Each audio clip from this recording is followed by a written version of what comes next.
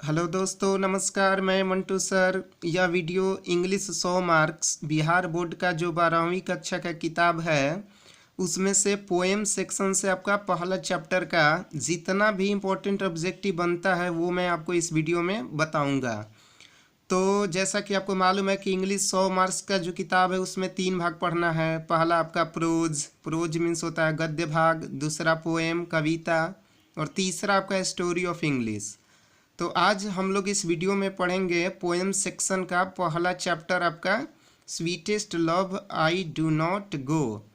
तो चलिए स्टार्ट करते हैं। तो सबसे पहले जानते हैं कवि का नाम। तो कवि का नाम है जॉन डॉन, जो कि ब्रिटिश पोएट थे।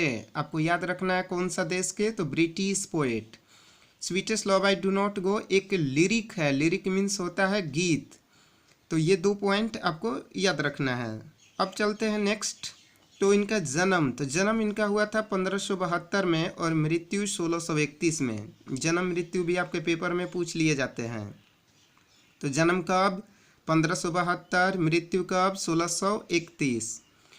नेक्स्ट पॉइंट आपका है कि हास्यात्मक कविता के एक नए ढंग की खोज करने वाले कवि का क्या नाम, जॉन डॉन। हास्यात्मक कविता। चौथा है कि इनका जन्म लंदन में हुआ था, जैसा कि मैंने पहले ही बताया आपका कि ब्रिटिश पोएट थे, तो जन्म कहाँ, लंदन। पांचवा पॉइंट आपका कि परिवार कैथोलिक परिवार, जो कि पारसी धर्म से रिलेटेड है। ये याद रखिएगा पॉइंट। परिवार कौन सा, कैथोलिक, जो कि पारसी धर्म। इनके साथ एक घटना हुई कि जब इनका जन्म हुआ था तो इस परिवार का उस समय विरोध चल रहा था, जिसके कारण इनको बहुत सारी कठिनाइयों का सामना करना पड़ा।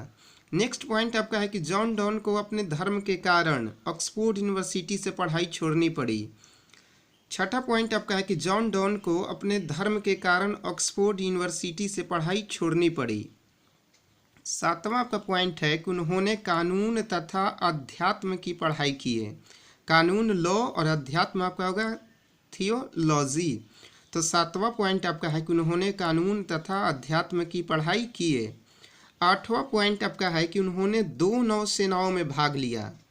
कितनी नौसेनाओं में, 2 नौसेनाओं में भाग लिया। 9 नंबर आपका पॉइंट है कि 1615 ईस्वी में 42 वर्ष की आयु में चर्च में पादरी का पद स्वीकार किए।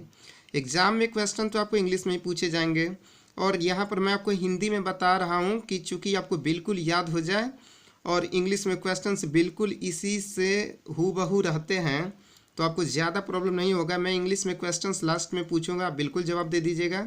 तो पहले इसको अच्छी तरह से समझ लिया जाए। तो आठवां आपका पॉइंट है कि उन्होंने 2 नौसेनाओं में भाग लिया। 9 नंबर आपका है कि 1615 ईस्वी में 42 वर्ष की आयु में चर्च में पादरी का पद स्वीकार किए। 10 नंबर है कि इनको मेटाफिजिकल पोएट कहा जाता है। मोस्ट इंपॉर्टेंट पॉइंट आपका 10 नंबर कि इनको कौन सा पोएट, तो मेटाफिजिकल पोएट कहा जाता है। जॉन डॉन की अपनी रचनाएं देखिए, इनकी 3 महत्वपूर्ण रचनाएं हैं। कौन कौन, songs and sonnets, satires and the elegies, तीसरा आपका है सरमन्स। इनकी 3 रचना कौन कौन, सॉन्ग्स एंड सॉनेट्स, दूसरा आपका है सैटायर्स एंड द एलिगीज, तीसरा sermons.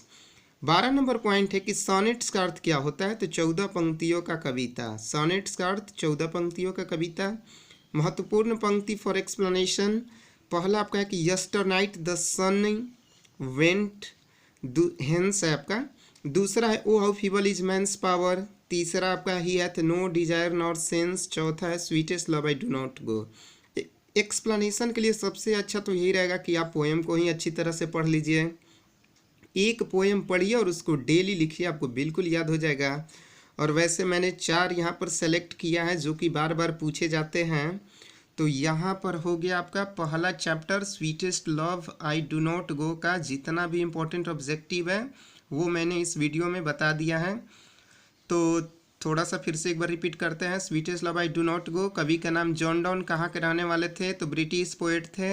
Sweetest love I do not गो एक लिरिक है। जॉन डॉन का जन्म कब, 1572, मृत्यु 1631 में। हास्यात्मक कविता के एक नए ढंग की खोज करने वाले कवि। जन्म इनका कहाँ, लंदन में। परिवार कैथोलिक, कौन सा धर्म से, तो पारसी धर्म से रिलेटेड। जॉन डॉन को अपने धर्म के कारण कौन सा यूनिवर्सिटी छोड़ना पड़ा, तो ऑक्सफोर्ड यूनिवर्सिटी छोड़ना पड़ा। कितनी नौसेनाओं में भाग लिए, 2 नौसेनाओं में भाग लिए। कौन सी पढ़ाई की है, कानून तथा अध्यात्म की पढ़ाई की है। 2 नौसेनाओं में भाग लिए। 1615 ईस्वी में 42 वर्ष की आयु में चर्च में पादरी का पद स्वीकार किए। इनको कौन सा पोएट कहा जाता है? तो मेटाफिजिकल पोएट। जॉन डोन की अपनी रचनाएं songs and sonnet, satires and the elegies, sermons. Sonnets का अर्थ क्या होता है? 14 पंक्तियों की कविता। और ये 4 इंपॉर्टेंट लाइन एक्सप्लेनेशन के लिए। अब बारी आती है कि इंग्लिश में क्वेश्चंस पूछेगा तो फिर कैसे जवाब देंगे। तो देखिए क्वेश्चन आपका पूछेगा कि जॉन डॉन इज ए खाली स्थान poet. Option A nature, option B metaphysical, option C romantic या option D none of these. तो आपने पढ़ा है, बिल्कुल मेटाफिजिकल पोएट कहा जाता है। दूसरा अगर क्वेश्चन देखिए, sweetest love I do not go is option A drama, option B lyric, option C song. तो क्या आपका हो जाएगा? लिरिक। आप बिल्कुल जवाब दे दीजिएगा। इंग्लिश में क्वेश्चन रहेगा, अगर ये आपने समझ लिया तो आंसर आप बिल्कुल सही तरीका से आप दे सकते हैं। तो ये आपका हो गया लेसन 1 का जितना भी इम्पोर्टेंट ऑब्जेक्टिव है वो मैंने इस वीडियो में आपको बता दिया है। आप एक कॉपी में नोट करते जाइएगा। आज मैंने लेसन 1, कल लेसन 2।